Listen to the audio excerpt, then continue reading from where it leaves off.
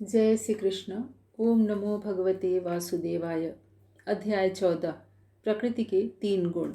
श्री भगवान उवाच परम भूय प्रवक्ष्यामि ज्ञानानां ज्ञानमुत्तमं यज्ञात्वा मुनयः सर्वे परां सिद्धिं वितो गताः। इदं ज्ञानम् उपाश्रित्य मम साधर्म्यमागताः सर्गेऽपि नोपजायन्ते प्रलये न व्यथन्ति च। मम योनिर्महद्ब्रह्म तस्मिन् गर्भं दधाम्यहं सम्भवः सर्वभूतानां ततो भवति भारत। सर्वयोनिषु कौन्तेय मूर्तयः सम्भवन्ति याः तासां ब्रह्म महद्योनिरहं बीजप्रदः पिता। भगवान श्री कृष्ण कहते हैं, अब मैं तुमसे समस्त ज्ञानों में सर्वश्रेष्ठ इस परम ज्ञान को पुनः कहूँगा जिसे जान लेने पर समस्त मुनियों ने परम सिद्धि प्राप्त की। इस ज्ञान में स्थिर होकर मनुष्य मेरी जैसी दिव्य प्रकृति को प्राप्त कर सकता है और इस प्रकार स्थित हो जाने पर वह न तो सृष्टि के समय उत्पन्न होता है और न प्रलय के समय व्यथित ही होता है। हे भरतपुत्र, ब्रह्म नामक समग्र भौतिक वस्तु जन्म का स्रोत है और मैं इसी ब्रह्म को गर्भस्थ करता हूँ जिससे समस्त जीवों का जन्म संभव होता है। हे कुंती पुत्र, तुम यह समझ लो कि समस्त प्रकार की जीव योनियां इस भौतिक प्रकृति में जन्म द्वारा संभव हैं और मैं उनका बीज प्रदाता पिता हूँ। सत्वं रजस्तम इति गुणाः प्रकृति संभवा निबध्नन्ति महाबाहो देहे देहिनमव्ययम्। तत्र सत्वं निर्मलत्वात् प्रकाशकं वनामयम् सुखसंगेन बध्नाति ज्ञानसंगेन चानघ। रजोरागात्मकं विद्धि तृष्णासंगसमुद्भवं तन्निबध्नाति कौन्तेय कर्मसंगेन देहिनम्। तमस्त्वज्ञानजं विद्धि मोहनं सर्वदेहिनां प्रमादालस्य निद्राभिः तन्निबध्नाति भारत। भगवान श्री कृष्ण कहते हैं, भौतिक प्रकृति 3 गुणों से युक्त है, सतोगुण, रजोगुण तथा तमोगुण। हे महाबाहु अर्जुन, जब शाश्वत जीव प्रकृति के संसर्ग में आता है तब वह इन 3 गुणों से बन जाता है। हे निष्पाप अर्जुन, सतोगुण अन्य गुणों की अपेक्षा अधिक शुद्ध होने के कारण प्रकाश प्रदान करने वाला और मनुष्य को सारे पाप कर्मों से मुक्त करने वाला है। जो लोग इस गुण में स्थित होते हैं वे सुख तथा ज्ञान के भाव से बन जाते हैं। हे कुंती पुत्र, रजोगुण की उत्पत्ति असीम आकांक्षाओं तथा तृष्णाओं से होती है और इसी के कारण यह देहधारी जीव सकाम कर्मों से बन जाता है। हे भरतपुत्र, तुम जान लो कि अज्ञान से उत्पन्न तमोगुण समस्त देहधारी जीवों का मोह है। इस गुण के प्रतिफल पागलपन, आलस तथा नींद हैं जो बद्ध जीव को बांधते हैं। सत्वं सुखे संजयति रजः कर्मणि भारत ज्ञानमावृत्य तु तमः प्रमादे संजयत्युत। रजस्तमश्चाभिभूय सत्वं भवति भारत रजः सत्वं तमश्चैव तमः सत्वं रजस्तथा। सर्वद्वारेषु देहेऽस्मिन् प्रकाश उपजायते ज्ञानं यदा तदा विद्यात् विवृद्धं सत्वमित्युत। लोभः प्रवृत्तिरारम्भः कर्मणामशमः स्पृहा रजस्येतानि जायन्ते विवृद्धे भरतर्षभ। हे भरतपुत्र, सतोगुण मनुष्य को सुख से बांधता है, रजोगुण सकाम कर्म से बांधता है और तमोगुण मनुष्य के ज्ञान को ढककर उसे पागलपन से बांधता है।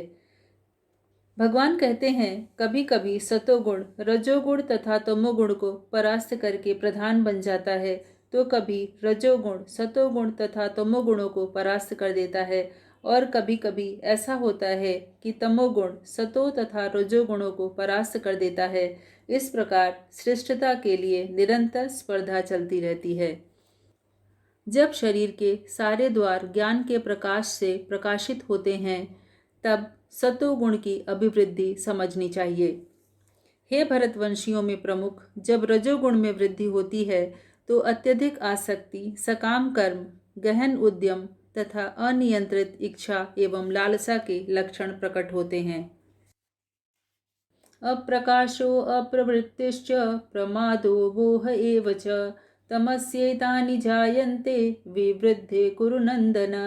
यदा सत्त्वे प्रवृद्धे तु प्रलयं याति देहभृत् तदोत्तमविदां लोकान् अमलान् प्रतिपद्यते। रजसि प्रलयं गत्वा कर्मसङ्गिषु जायते तथा प्रलीनस्तमसि मूढयोनिषु जायते। कर्मणः सुकृतस्याहुः सात्विकं निर्मलं फलं रजसस्तु फलं दुःखम अज्ञानम तमसः फलम। भगवान कहते हैं, जब तमोगुण में वृद्धि हो जाती है तो हे कुरुपुत्र, अंधेरा, जड़ता, प्रमत्तता तथा मोह का प्राकट्य होता है। जब किसी की मृत्यु सतोगुण में होती है तो उसे महर्षियों के विशुद्ध उच्चतर लोकों की प्राप्ति होती है, और जब कोई व्यक्ति रजोगुण में मृत्यु को प्राप्त होता है तब वह सकाम कर्मियों के बीच जन्म ग्रहण करता है, और जब कोई तमोगुण में शरीर का त्याग करता है तो वह पशु योनि में जन्म धारण करता है। पुण्य कर्मों का फल शुद्ध होता है और सात्विक कहलाता है, लेकिन रजोगुण में संपन्न कर्म का फल दुख होता है, और तमोगुण में किए गए कर्म तो मूर्खता की श्रेणी में ही आते हैं।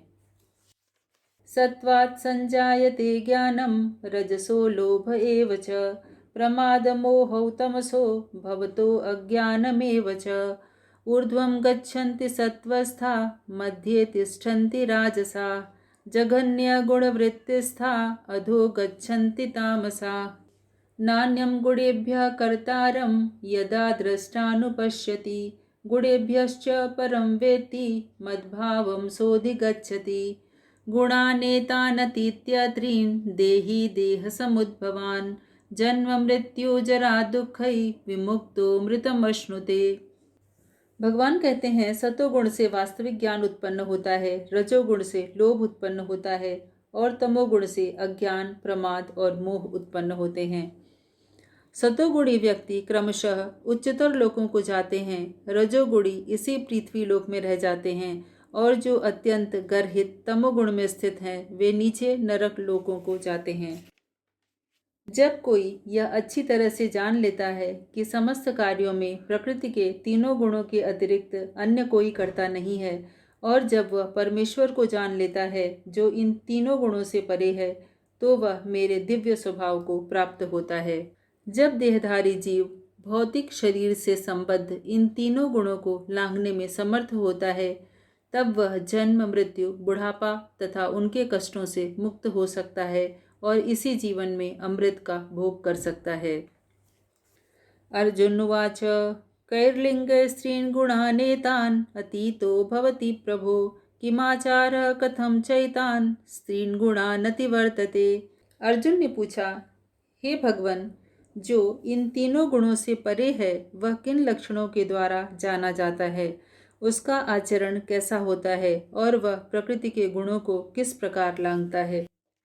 श्री भगवानुवाच प्रकाशं च प्रवृत्तिं च मोहमेव च पाण्डव न द्वेष्टि सम्प्रवृत्तानि न निवृत्तानि काङ्क्षति उदासीनवदासीनो गुणैर्यो न विचाल्यते गुणा वर्तन्त इत्येवं योऽवतिष्ठति नेङ्गते समदुःखसुखः स्वस्थः समलोष्टाश्मकाञ्चनः तुल्यप्रिया प्रियो धीरः तुल्यनिन्दात्मसंस्तुतिः मानापमानयोस्तुल्य तुल्यो मित्रारिपक्षयो सर्वारंभ परित्यागी गुणातीतः स उच्यते। मां च यो अव्यभिचारेण भक्तियोगेन सेवते स गुणान् समतीत्यैतान् ब्रह्म भूयाय कल्पते। ब्रह्मणो हि प्रतिष्ठाहम् अमृतस्याव्ययस्य च शाश्वतस्य च धर्मस्य सुखस्यैकान्तिकस्य च। भगवान कहते हैं, हे पांडुपुत्र, जो प्रकाश, आसक्ति तथा मोह के उपस्थित होने पर न तो उनसे घृणा करता है और न ही लुप्त हो जाने पर उनकी इच्छा करता है, जो भौतिक गुणों की इन समस्त प्रतिक्रियाओं से निश्चल तथा अविचलित रहता है और यह जानकर कि केवल गुण ही क्रियाशील हैं, उदासीन तथा दिव्य बना रहता है। जो अपने आप में स्थित है और सुख तथा दुख को एक समान मानता है, जो मिट्टी के ढेले, पत्थर एवं सोने के टुकड़े को समान दृष्टि से देखता है, जो अनुकूल तथा प्रतिकूल के प्रति समान बना रहता है, जो धीर है और प्रशंसा तथा बुराई, मान तथा अपमान में समान भाव से रहता है, जो शत्रु तथा मित्र के साथ समान व्यवहार करता है और जिसने सारे भौतिक कार्यों का परित्याग कर दिया है, ऐसे व्यक्ति को प्रकृति के गुणों से अतीत कहते हैं। जो समस्त परिस्थितियों में अविचलित भाव से पूर्ण भक्ति में प्रवृत्त रहता है, वह तुरंत ही प्रकृति के गुणों को लांघ जाता है और इस प्रकार ब्रह्म के स्तर तक पहुंच जाता है। और मैं ही उस निराकार ब्रह्म का आश्रय हूँ, जो अमर्त्य, अविनाशी तथा शाश्वत है और चरम सुख का स्वाभाविक पद है। इस प्रकार श्रीमद् भगवद गीता का 14वां अध्याय प्रकृति के 3 गुण संपूर्ण होता है। जय श्री कृष्ण।